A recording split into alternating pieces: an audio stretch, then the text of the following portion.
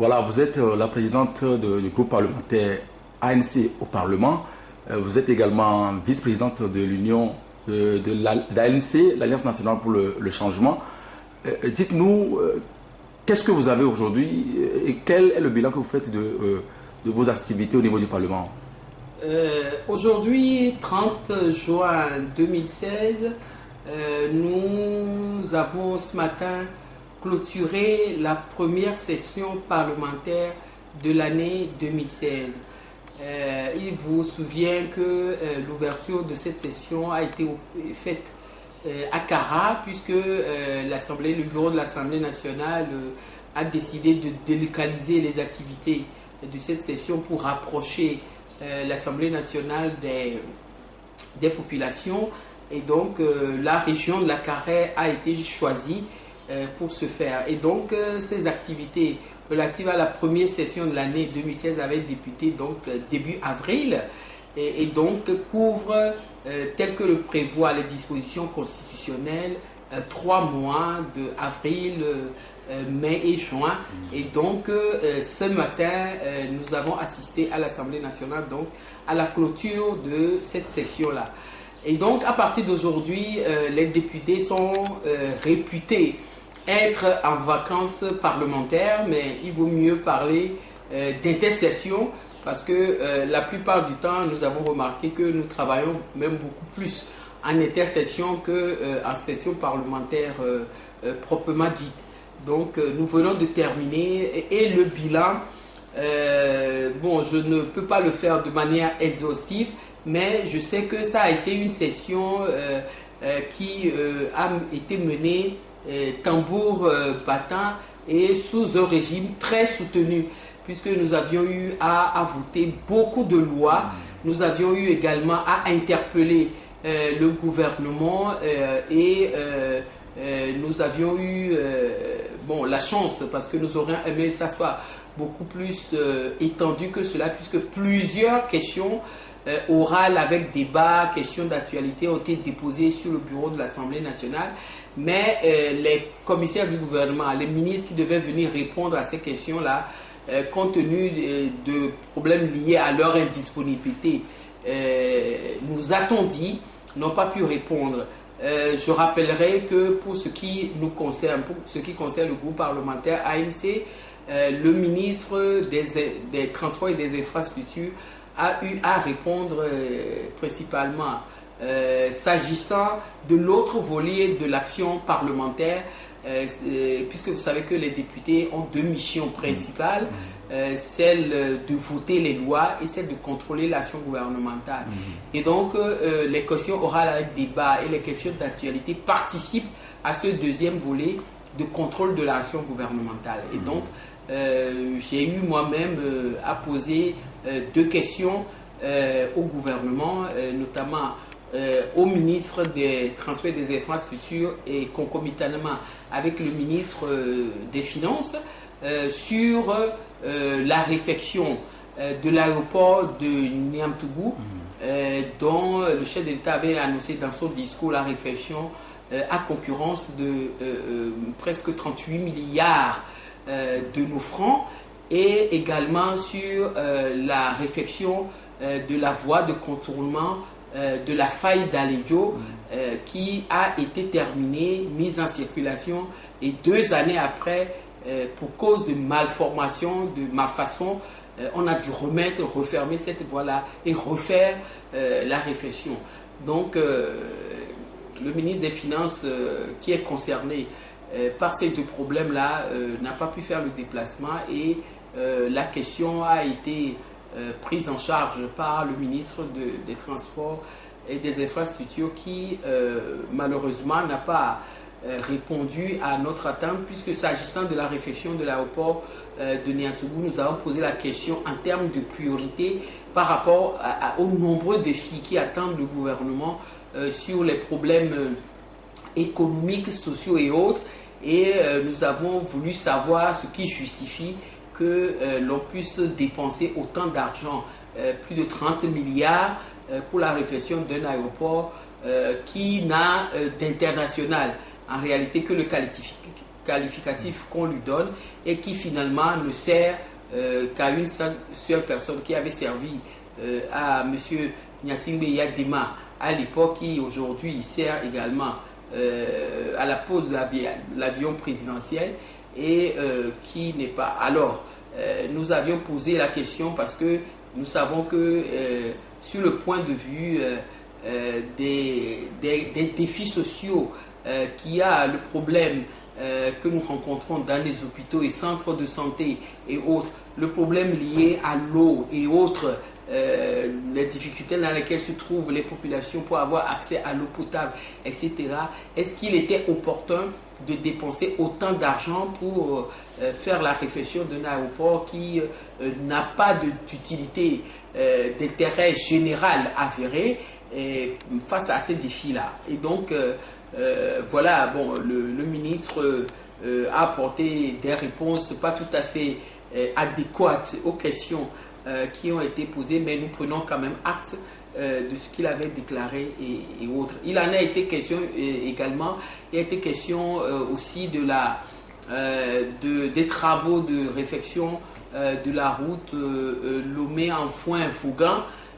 qui est arrêtée depuis des années, et fait des mois, et qui pose beaucoup de problèmes à nos populations. Bon, concomitamment à cela, nous avons voté aussi beaucoup de lois, et sur la table de l'Assemblée, il reste encore beaucoup de travail à faire sur ces lois-là. C'est vrai que nous sommes en vacances depuis ce matin, comme je l'ai dit, mais déjà demain matin, moi je suis membre d'une commission, la commission des lois, qui doit plancher demain en commission justement sur le code des greffiers, et lundi également sur le code de la marine marchande. Donc vous voyez que ça a été une session à régime très soutenu, mais je gage que l'intercession ne sera pas plus tranquille que cette session parlementaire-là. Voilà, au-delà de ce bilan, on sait qu'au niveau de l'Assemblée, l'ambiance n'est pas tout à fait bon enfant. Des fois, vous refusez de suivre la voie du parti au pouvoir. Des fois, vous sortez de l'Assemblée, vous refusez d'accompagner. Et quels en sont les mobiles fondamentaux? Oh, ça dépend. Vous savez, c'est vrai que pour les lois ordinaires et autres, bon, nous apportons notre contribution, parce que c'est ça le travail du député. Donc nous, lorsque ces lois-là sont de nature à prendre en compte les intérêts de la population en général et autres, nous apportons notre contribution pour parfaire les projets et voter des projets bien techniques, bien ficelés et autres. Mais nous avons des problèmes, notamment les fois où nous sommes sortis de la salle et autres. Là, vous avez vu qu'il s'agit de problèmes liés aux nominations, parce que vous savez, voir l'Assemblée nationale, constitutionnellement et législativement, nous sommes demandés, des fois, la participation du Parlement est nécessaire à la mise en place, surtout des institutions de la République. Et donc ce problème s'est posé lorsqu'il s'était agi de nommer, bon, c'est des élections, mais nous appelons cela en termes législatifs, en termes parlementaires, des nominations, lorsqu'il s'était agi de nommer, donc d'élire les représentants de la haute autorité de l'audiovisuel, de la communication, où les députés de UNIR ont rejeté la candidature, contre toute attente, la candidature des personnes proposées par l'opposition, ceux en violation du règlement de l'Assemblée nationale, qui, dans ces genres d'activités, insistent sur la représentation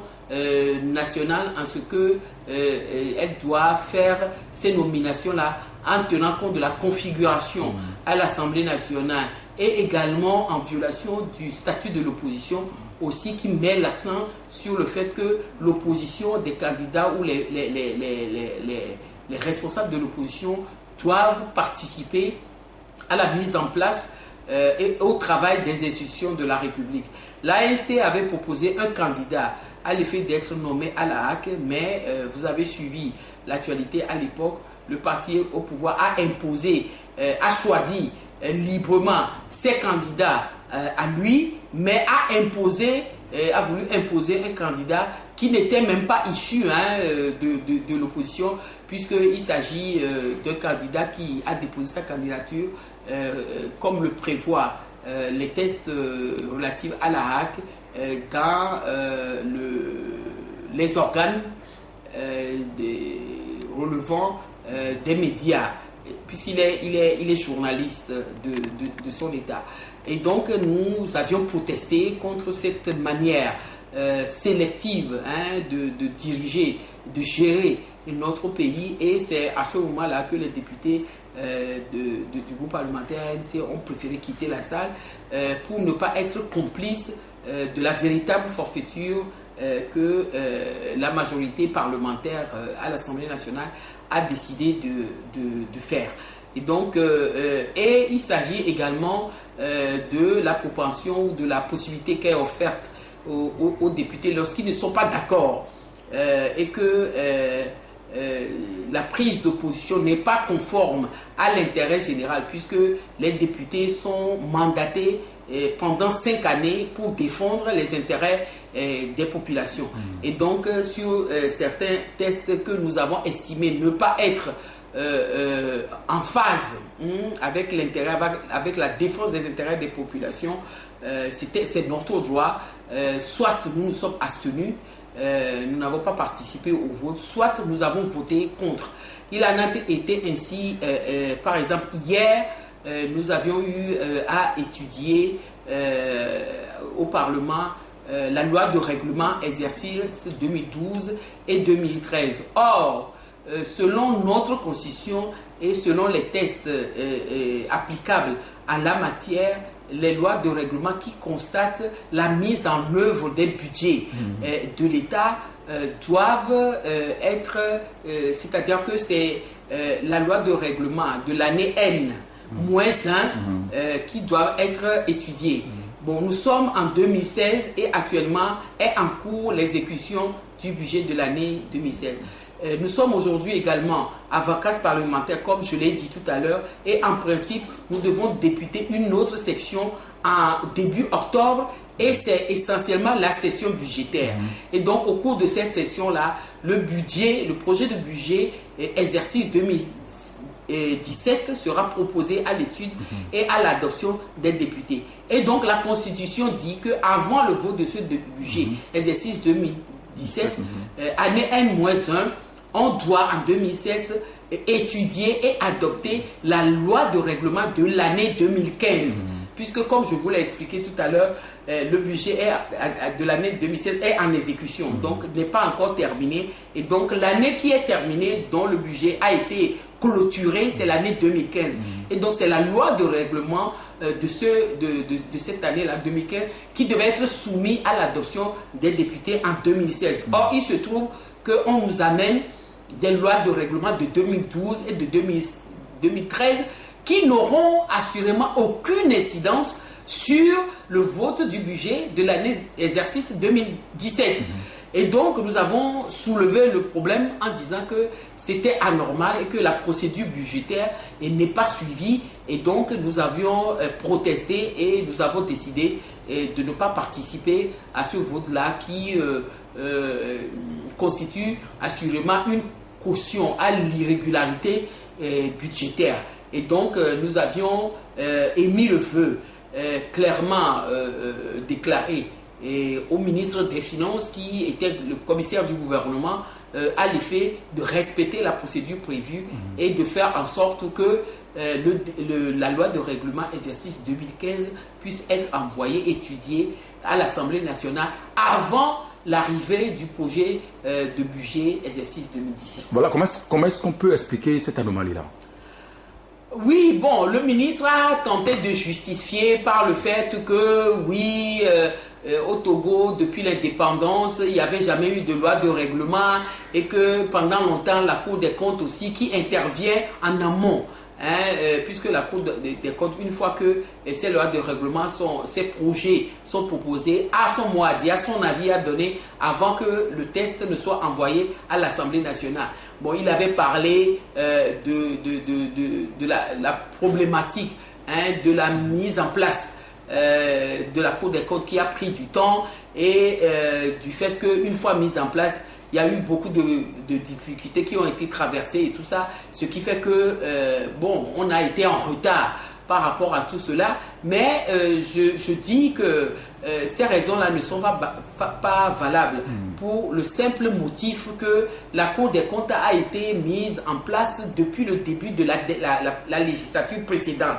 et que pendant ce temps, il y a eu plus de 5 années se sont écoulées et aujourd'hui, la Cour des comptes doit pouvoir prendre sa vitesse de croisière,